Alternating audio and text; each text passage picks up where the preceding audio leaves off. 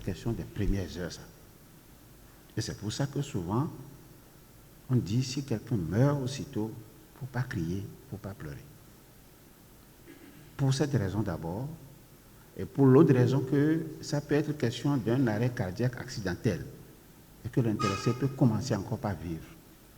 Mais si vous vous dépêchez de pleurer ou de maugréer, de commencer à crier, c'est que vous aurez chassé la personne.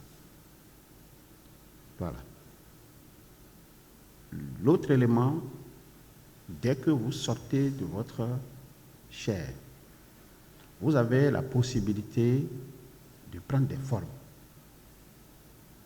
Et c'est ça la symbolique. Je suppose que vous êtes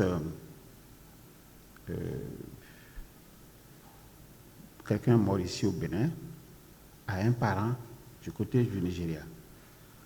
Mais celui qui est mort tient à ce que celui qui est au Nigeria soit informé qu'il n'est plus présent parmi les vivants. Et il ne peut pas lui apparaître physiquement pour les raisons de limite. Il peut choisir une autre forme. Et cette forme, ça peut être quelqu'un qui, d'une manière ou d'une autre, va voir la personne pour dire « j'ai entendu que dans ton village, il y a quelque chose qui s'est passé ». Sans autre précision, mais de façon vague. En Aja, on dit « c'est mon décadre le mieux ». Je ne sais pas si vous avez jamais entendu ça. Quelque chose s'est passé chez vous. Et il demande, mais qu'est-ce qui s'est passé? Il dit, je ne sais pas. Et puis, ça passe vite. Celui qui est également décédé peut ne pas choisir cette forme, peut choisir la forme d'ombre. Et quand l'intéressé est même dans sa chambre, tantôt il va avoir le sentiment que la maison est habitée, un peu comme une ombre qui passe. Et donc, l'intéressé a conscience. Mais puisqu'il ne peut pas apparaître physiquement dans la chambre de l'autre, parce que s'il apparaît, l'autre va mourir. Donc, il apparaît sous la forme d'ombre, de silhouette, jusqu'au moment où celui qui vit la situation se rend compte qu'il y a quelque chose d'anormal. Et ça, c'est aussi une apparition. Alors, que quelqu'un meure et qu'il rende visite à un autre et qu'il s'asseye pour qu'on prépare, il va manger, il va demander même qu'on lui donne de l'eau, il va se laver, il va dire on ira en boîte, tout ça, ça ressemble à du non-réalisme. Parce que les plans ne sont plus les mêmes. Et le temps qu'on utilise, cette fois-ci, ce n'est plus le même temps. C'est-à-dire temps en termes de, comment vous appelez, il est 8 heures, il est 9 heures, vous me comprenez bien. Ce n'est plus le même temps. Et les réalités n'étant pas les mêmes, celui en fait donc qui n'est plus de notre monde ici des vivants, qui se retrouve parmi d'autres vivants de l'autre côté, le plan qui est là-bas, c'est un plan supérieur. Et même si on n'avait pas encore fait les cérémonies nécessaires pour qu'il intègre, je parle de l'initiation, pour qu'il intègre l'après-vie, c'est qu'il est toujours dans un périmètre qui ne l'éloigne pas de là-bas. Et c'est pour ça qu'on parle de mort. Donc, pour répondre à votre question, je dis oui. Des personnes qui sont décédées peuvent réapparaître dans des localités suivant la forme et la stature que cela impose. J'espère que c'est pour la région 11, c'est tout ce que c'est tout. Hein. Maintenant, pour la région 11, on dit les questions auxquelles nous n'avons pas eu de réponse. Que devient l'âme et l'esprit après la mort? Je ne sais pas quelle différence et comment vous arrivez à faire la différence entre l'âme et l'esprit. En métaphysique, nous ne nous embarrassons pas du tout L'esprit, pour nous, en métaphysique, c'est la pensée. Et l'âme, pour nous, dans la terminologie scientifique, c'est le subconscient. Et c'est ça que nous représentons par une petite boîte qui enregistre tout et qui se place juste en dessous de votre cœur. Et quand nous mettons tout ça dans le souffle qui vous quitte et qui est sans attache, qu'est-ce que ça devient? Vous retrouvez les réponses déjà dans les textes que nous avons déjà lus et dont je vous restitue cette partie-là.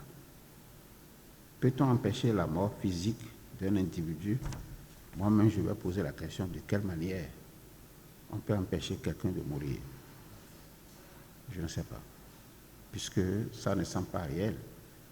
Pour qu'on parle de mort, c'est parce que c'est la seule grande certitude.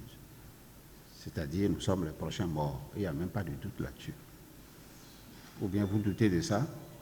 Donc, personne ici, là, ne va dire, moi, je ne vais jamais mourir. S'il le dit, il faut le sortir de sa salle. Pour qu'il aille là où il va répéter qu'il ne mourra jamais. Qu'est-ce que la mort sur le plan physique? Je crois qu'on a déjà dit tout ça. Et j'ai pris la définition de l'OMS, qui vous parle de mort clinique et qui vous parle tout simplement de mort et d'arrêt circulatoire. Donc, on avait déjà répondu à cette question. Faut-il avoir un espace pour les morts? Je ne sais pas ce que ça veut dire. Est-ce que c'est le cimetière? C'est ça l'espace? Est-ce que c'est la maison? Je ne sais pas. Mais ce qui est évident, nous devons toujours nous souvenir de 2 ou 3 besoins qui nous rattachent aux morts. Le premier besoin, c'est que nous avons nourri l'idée de nous conserver. Même après la mort, là, on va être conservé. Et c'est ça qui donne l'idée de paradis qu'on a créé. Pour qu'on soit là-bas encore dans le corps qui est le nôtre et qu'on continue pas pour souffrir, mais pour bien vivre.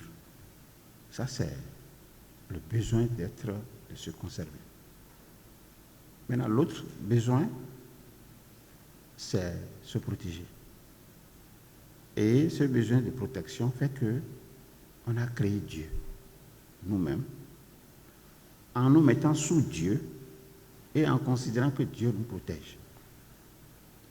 Et dans cette dynamique de Dieu qui nous protège, nous avons mis en place une série de croyances. Et on finit par faire de Dieu ce qu'il n'est pas, puisque c'est un vide. Et on a fini par faire de lui ce qu'il est appelé à être selon notre entendement. Donc, à ce point de vue, nous considérons que le cimetière que vous mettez en place dans vos villes, c'est à but lucratif.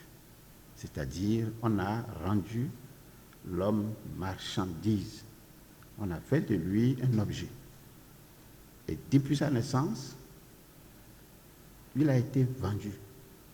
L'homme, c'est quelqu'un qui va fabriquer les médicaments pour dire il faut qu'il mange ça pour vivre. C'est quelqu'un qui va dire bon, il faut qu'il porte les habits donc c'est à l'homme qu'on fait tout ça. Et quand il va dans les religions, quand il fait les messes et tout ça, c'est de l'argent qu'il dépense. Il a une marchandise. Jusqu'à sa mort, on continue de vendre même le corps de celui qui est mort là. Donc à ce point de vue, ça continue jusqu'au niveau du cimetière. Et quand on met en place le cimetière, il faut qu'on vienne acheter la tombe. Ou bien ça se donne gratuitement. Non, il faut venir acheter la tombe, le tombeau là, il faut acheter ça. Il faut des gens pour mettre le corps. Il faut créer une morgue quelque part pour qu'on mette le corps dedans. Il faut des gens, etc., etc. Donc c'est devenu une marchandise. Et en tant que tel, le cimetière est un élément qui permet de rendre cette marchandise viable. Un peu comme j'aurais pu prendre une assiette ou bien un plateau, je mets des boules d'acassa là-dedans, je mets sur la tête et je me promène pour dire je vends des boules d'acassa. Donc, si les gens achètent beaucoup, je peux revenir ramasser et aller vendre. je peux revenir rapidement préparer et aller vendre. Donc ça veut dire que mon affaire marche bien. Parce qu'on a fini par amener les hommes à croire que dans le tombeau là-bas, là, il est là. Et on a prévu une journée spéciale pour que ce jour-là, tout le monde aille là-bas.